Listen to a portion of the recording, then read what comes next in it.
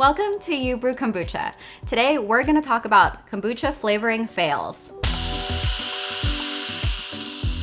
Over the course of my time making homemade kombucha, I have experimented with many different types of flavorings, different brands, frozen fruit, canned fruit concentrates, different herbs, different flowers. And a common question that I get all the time is, what are some of the worst flavors that you've come across that just doesn't work really well with kombucha or the fermentation process? The unique bacteria and yeast that live in your culture have a really big effect on the final outcome of the product. So if there are certain ingredients that don't work well for my SCOBY but happen to work well for your kombucha, or if you love the way it tastes, then that could just be because of a variation in the bacteria and yeast that live in our unique SCOBYs. But that said, people have asked me what the worst kombucha flavors are that I've made, and so I am here to spill those details. One of the first ones that I was expecting to really love and ended up really hating was mint.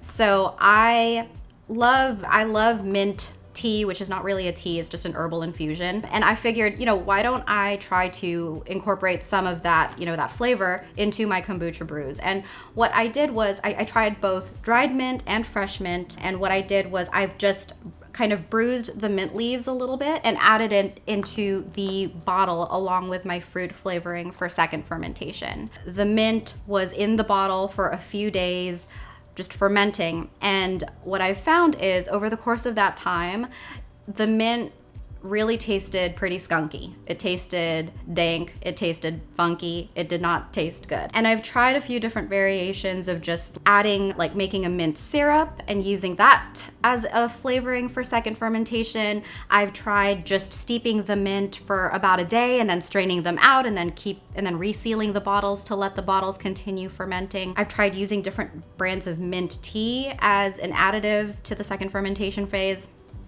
And there just hasn't been anything that I could do to make mint taste good in my kombucha. I think there's just probably something about the fermentation that draws out those really kind of dank, musty flavors from the herb. And rather than preserving kind of the clean, cool, minty flavor that we associate with mint, the fermentation process just totally killed that. So I do not use mint in any of my kombucha flavorings. I've tried really hard. I just couldn't make it work.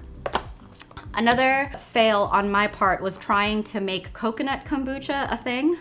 I tried flavoring my second ferment with both coconut water and trying it with coconut milk, and both were just awful. The coconut water just tasted weirdly kind of moldy in an interesting way. It was just a little too sweet, but with a lean into the kind of sweet mold territory, and that sounds really disgusting. I'm sorry, but that's what it tasted like. And then when I tried flavoring with coconut milk, the whole thing just curdled, and it was just not a good look. So coconut was out as a flavoring for me.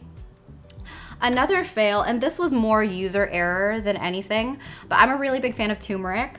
And I love using fresh turmeric. I don't know if most people are familiar with what fresh turmeric looks like, but it looks like this. They look a little bit like straight, knobby little ginger roots, but they're very potent. But because I'm such a big fan of turmeric and what turmeric tastes, I just went and put a bunch of fresh turmeric through the juicer and added it to my kombucha, and it ended up tasting really bitter. And I've tried doing it with powdered dry turmeric as well, and I find that I like the flavor of the fresh turmeric better, but just use a little bit goes a long way. So this was more just user error on my part. I've had to kind of figure out the right amount of turmeric to put per bottle, and it's not very much. I'd say maybe 1 to 2 teaspoons of fresh turmeric juice per bottle for a maybe 16-ounce bottle. And then for dried powdered turmeric, I just add like a healthy pinch. I don't even really measure, but the first time I tried flavoring with turmeric, I definitely went overboard, so that was a big flavoring fail. I really love the flavor of calamansi, which is a citrus fruit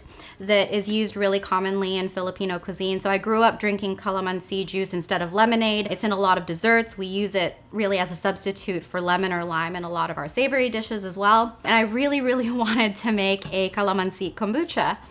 This is a really common brand. This is a frozen sweetened concentrate that you can find at a lot of Asian markets. I've also tried this just pure calamansi juice that's not sweetened. It's just straight up juice from the citrus. And whenever I can get my hands on fresh calamansi, it's a little difficult to find here in the US, but from time to time when it's in season, you can find fresh little calamansi, and it just looks like a tiny orange or a very round kumquat. And I've tried all of these different ways to flavor with calamansi, and no matter what I do, the flavor is on point, but there's nothing I can do to get it to carbonate.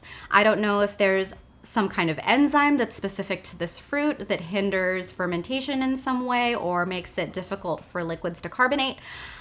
I have no idea why that is, but I've truly tried everything, every type of calamansi product that I could find on the market to try to flavor my kombucha, and whether it's a powder, frozen, juice, fresh, nothing I've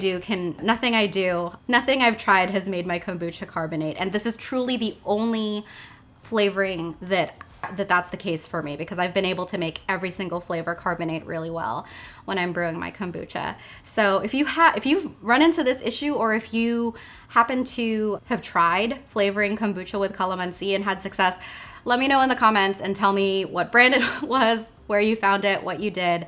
I would love to know, because this has just been something that's been a mystery for me for a few years now. If you want some tips on how to get great fermentation in your kombucha brews, definitely check out my video on carbonation, because I walk you through all of my tips, all of my troubleshooting steps if something's not working. So definitely check that video out. These are just some of the kombucha flavoring fails that I've had. I'm sure I'll come across more as I keep experimenting, but let me know if you're interested in this kind of video. Share some of your kombucha flavoring fails with me too. I'd love to hear about it. So that's it for this video. I hope you enjoyed. Happy brewing.